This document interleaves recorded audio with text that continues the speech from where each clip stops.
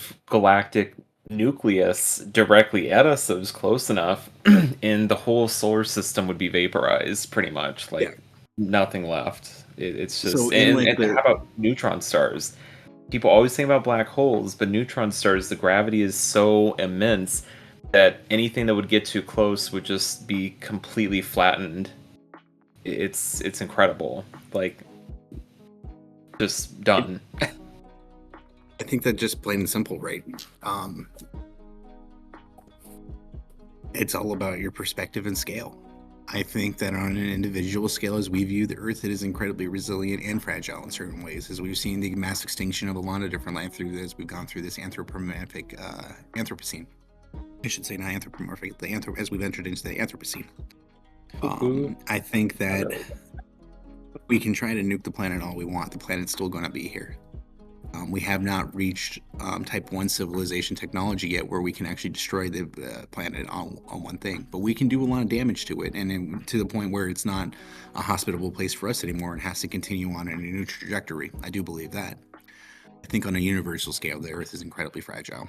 I think all it takes is one bad Tuesday and on the universe's corner, and then all of a sudden...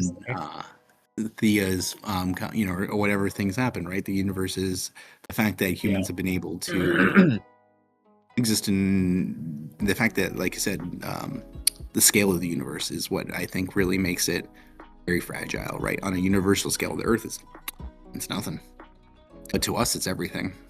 And I think that taking those different perspectives on it, right? I think intrinsically, the bigger you get and the more macro your view is, the more fragile everything becomes. That's a good one. Yeah, that's a good one. Thank you. That is a good one. We're but yet a speck of dust in the cosmos. And I think that's why we all talk about coming together as humanity as one big thing together, and all those glorious utopian ideologies and everything like that. Because the reality is, this entire experience is very fragile. It's a sensitive place. We might be able to develop some pretty resilient systems. As soon as you scale it up, it means nothing. Yeah. The moment you start scaling it up into anything outside of a human perspective, it's amazing. Yeah, like, it loses meaning for us and it takes on a whole new meaning, right? But I think what this thought experiment tells me is to enjoy where we are, enjoy our scale, enjoy our moment in time, because we are privileged enough to not live in that chaotic state of the early universe, but we're not having to face the fate of the death of the universe, the slow heat death where stars are going out and the expansion rate has picked up so much that you basically have a pitch black night sky and atoms are decaying and all of that. So time-wise, we're in a really stable place in this universe. Like, we don't even have a lot of active galactic nuclei as there were in the early universe either. And at our scale, life is possible. Like, to our knowledge, we don't know of any beings that could be a light year tall. So we are at a scale where we can manipulate potentially our star. We can potentially manipulate our host planet and other resources. And we could obviously tinker with like small scale things. But like we're at that perfect scale where we're influenced by the bigger bodies. We can have influence over smaller bodies, but we can interact with time, we can perceive things, we can all kind of network together, and like you said, like, we can all come together, right? So I think that our scale and our place in time presents a beautiful opportunity. But obviously it begs the question, it's like, what would it be like if we could live in a larger scale or a smaller scale or an earlier point in time or a later point in time? But I really think that we're in the sweet spot, I would say. I mean, just my personal take. It's the relativity of it all, right? I do like to think of in my delusions that there is some giant light year long being out there creating and shaping the cosmos, but we haven't perceived it yet, right? I think that if only. We find ourselves in this interesting position where we both can have the true note that, not to make a cop-out answer here, but it is both intrinsically both resilient and it is fragile. It just really does. As always, the magic comes back to is what is your perspective on it, and what are you able to actually have within your agency to change. It's almost like there's a podcast that's centered around perspective. Ah, we wouldn't be talking about that here. No, no. I'm just having a cup of coffee right now. I can't do a cup of tea in the morning. We'll have a glass of warm steam milk. Warm steam milk. Warm steam Latte? milk. Are you making a latte or what?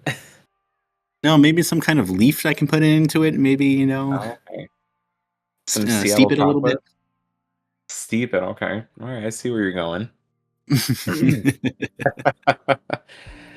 Yeah, I mean it's yeah, technically it's a cop out answer, but I agree with you. It does depend on the scale. I think that there's no right answer. And you know, as much as these questions could be annoying, I think that the questions where there is that nuance and you could see both sides, like those are some of the best questions, ironically, because they really make you think. Like, I think the questions that are like they have a clear right answer, they're really black and white. It just tells what side you're on. Like, obviously, that tells you a lot about someone's character and how they carry themselves. But for these like philosophical or existential questions where we don't have a clear answer, it's just a matter of how you look at it. Like, I think it's beautiful because it can be both, tall. It can be both, and rationale for both. Like we can basically call the Earth a fragile and resilient place. How about that? I don't think there's a better way to end than by both saying both truths are real at the same time and false at the same time. Because fuck it, why not? Everything is extreme, and there is no real actual agreed upon truth. It is all subjective to your experience. And Yep. but at the end of the day, if I hit the earth with a hammer, it's still going to be upset at me. Exactly. But hey, the fact that both answers are right to this question potentially, it kind of goes back to the analogy of a real quantum physical phenomenon, the double Yeah, slit experiment. You can have a single particle of light basically act like a wave and go through both be in two slots at the places at same once. time.